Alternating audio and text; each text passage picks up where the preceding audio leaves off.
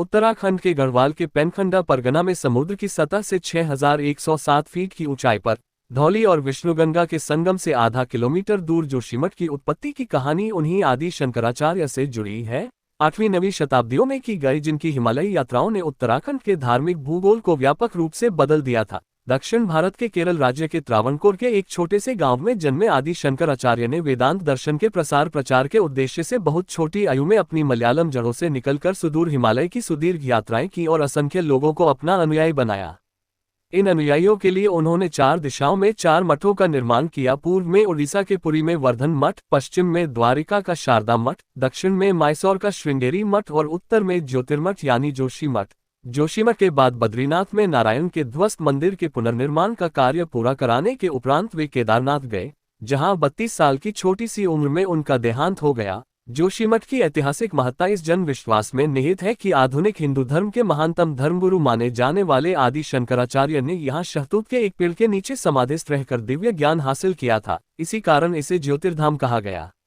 यह विशाल पेड़ आज भी फलता फूलता देखा जा सकता है और इसे कल्पवृक्ष का नाम दे दिया गया है। फिलहाल इस वृक्ष से लगा मंदिर भी टूट चुका है और वह गुफा भी ध्वस्त हो चुकी है, जिसके बारे में कहा जाता है कि वहां शंकराचार्य ने साधना की थी। जोशीमठ के बारे में अनेक धार्मिक मान्यताएं प्रचलन में हैं।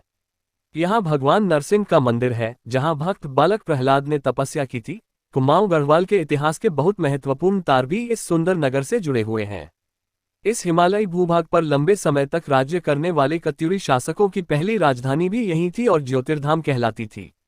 गढ़वाल का समग्र इतिहास लिखने वाले विद्वान शिव प्रसाद डबराल तो जोशीमठ को महाभारत के काल से जोड़ते हैं और पाणिनि के अष्टाध्यायी को उद्धृत करते हुए तर्क देते हैं कि प्राचीन काल का कार्तिकेयपुर नगर और कोई नहीं, यही जोशीमठ था।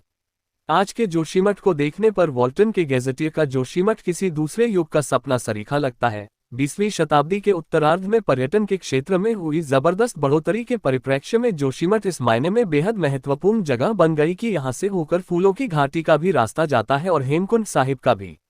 धार्मिक महत्व की कितनी ही अन्य जगहों के मार्ग भी यहीं से शुरू होते हैं।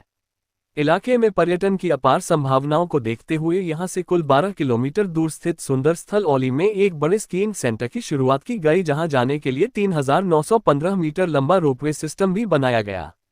जोशीमठ के मंदिर में रखी काले स्फटिक से बनी नरसिंह की मूर्ति के बारे में कहा जाता है कि उसका बायां हाथ हर साल कमजोर होता जाता है। जनश्रुतियों में कत्यूरी राजा को मिले अभिशाप के आगे का हिस्सा यह माना जाता है कि स्वयं भगवान विष्णु ने कहा था कि जिस दिन मूर्ति का हाथ पूरी तरह छिन्न भिन्न हो जाएगा, बद्रीनाथ धाम का रास्ता सदा के लिए अवरुद्ध हो जाएगा, क्योंकि तब नर और नारायण पर्वत एक दूसरे में समा जाएंगे और भीषण भूस्खलन होगा। उसके बाद बद्रीनाथ के मंदिर को जोशीमठ से आगे भविष्य बद्री नामक स्थान पर ले जाना पड़ेगा।